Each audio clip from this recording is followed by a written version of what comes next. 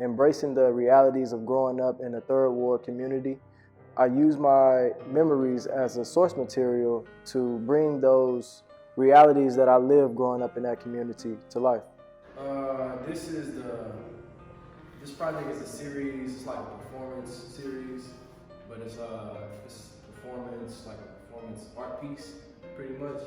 And it's kind of dealing with just saying like we will continue to fight.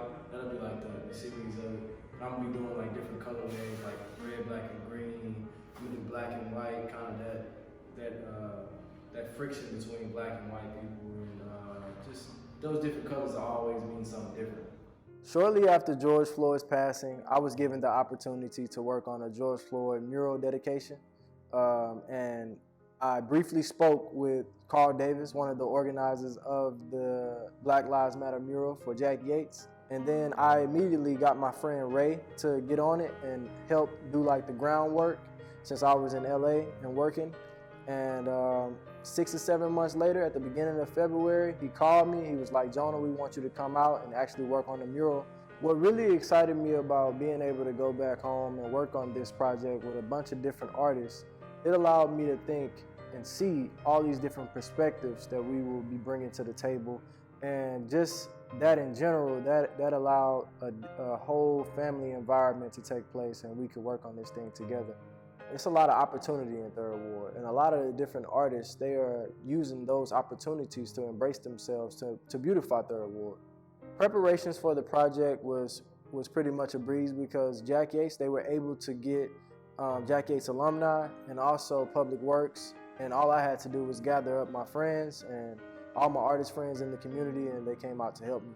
The most important thing about Third Ward is that it's really one big family and everybody knows one another. Thursday was the sketch day, and that was the day we had to get our words laid out, and we had to do a lot of math. And you know, being I was working with so many different artists, we brought out different ways of planning out everything. It took us a while to get words laid out, but eventually it all came together.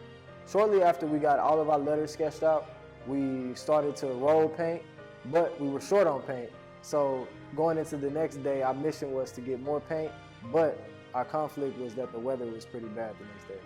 Friday was the official paint day. We got all of our paint early that morning, came back to set up, get everyone prepared to paint. But it was also really cold Friday, and it was sprinkling on and off. I talked with the Public Works guy. He said we can paint as long as it didn't start raining too hard. And eventually it started pouring down, raining really hard, so we had to cancel the whole day. And we had to come back. Everybody was assigned to come back, even the volunteers to come back the next day to paint. So I went to the barbershop just to kind of stick around. I got my hair cut because I knew the next day was the parade. It stopped raining. So I called Public Works and I called Carl. And Public Works guy, he said, Jonah, you can paint as long as the floor is dry. So I got my hair cut, left. I went out on the project to start rolling, started pouring down paint. I was by myself, and I had 1% of battery left on my phone. So I eventually got on Instagram, got on my story, and started recording myself, letting people know I was out there by myself. And I was still rolling, and eventually KP, the instructor, the head band instructor for TSU's band, he saw me out there painting by myself. So he got on the Jack Yates alumni page since he's alumni, and he let everybody know I was out there by myself. And he eventually had to go to band practice, but he put it out there. And as I was rolling, Miss Brown came out, and she let me know that she saw KP's video.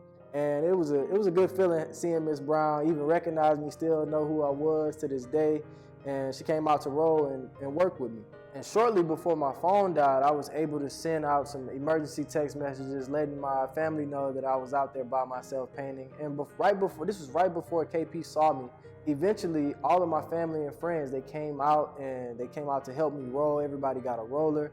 And that was about 5 o'clock, and by 11:30 p.m., we had all the letters filled in, and we went into the next day with just a few details to fill in. And just having everybody come out like that, that was a big reflection of that family, that community that is displayed in Third Ward. Having my father on my right-hand side working with me on this project was a good feeling. He took me to school every morning to Yates, so it was perfect to have him out there working on the project with us. My father was actually anticipating for me to come back home to work on this project, being how big it was, and he wanted to be a part of this history as well, being that he's an activist within himself. That Friday night, once we got done with everything, we noticed we used all the red paint. So going into that Saturday, the day of the parade, we called our supplier, and they told us that we used all the red paint, even at their other stores. And we got it, but it was a few tenths brighter. We had to make a big decision, and we decided to put that red down, and it ended up drying exactly like the red we had before. The day of the parade was an intense day for me, being that we had details to fill in the word matter, and it's also a parade, and it was a big parade, and a lot of people were out there. Being that we're in the pandemic, I was kind of on the fence about it, but it was good to still see the family come together, everybody, the whole school, family and friends, the community, all be out there, and also helping us work on the project, helping us fill in those details in the word matter, and that was a big feeling. And it was also cool for the visitors of the parade to see us actually still working on the mural, because you could see that display of love that Jack Yates and the Third Ward community holds. One thing I remember the most about growing up in Third Ward is that TSU's band, every day after school around 5 p.m., they would have band practice every day. And just hearing the band practice and jam out while I was shooting hoops in my driveway was something I really miss, and something that I got to experience while I was there. Speaking at the parade, we were happy to have Sheila Jackson Lee, Commissioner Rodney Ellis, 88 Chump, Houston Society for Change, and also George Floyd's family. Seeing everybody come together for the dedication was really important. It was a good feeling. It was sad. It was every feeling. And having his sister, George Floyd's sister, speak and say that this project was probably the most important project, being that this is where he's from, this is where he played football at, and that no other project really, it meant the most, but this one meant the most to her. And just being a part of that history and being a part of that dedication, it meant a lot to me, and I felt honored that I had the opportunity. Okay, we're here for the ribbon cutting to celebrate the memory and the life of George Floyd, the history of Jack Yates, the history that's being made at Jack Yates, and Black History Month here in Houston, Texas, Harris County, Texas.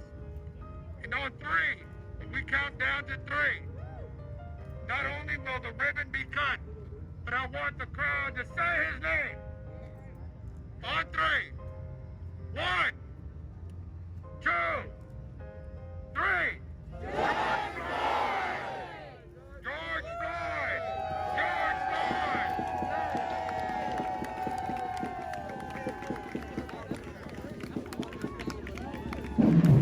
I think it would have a great effect on the kids in the school, because every day after school, they would have to ask themselves what these 3 words mean, and reflect on the 3 words, and reflect on how we came together as a family and as a unified family to make this project come to life. The experience from this project is going to be something that's going to stick with me forever, and I think it'll always make its way back into my work, or always be in my work, being that it was such a family-oriented project and a community-oriented project, and community is a really big thing that I want to display in my work. One thing I hope to inspire the youth with in the school is that they could leave the school with a specific passion and find a different passion, and be able to come back to the community and share that passion or that dream, and use that as a way to unify the community.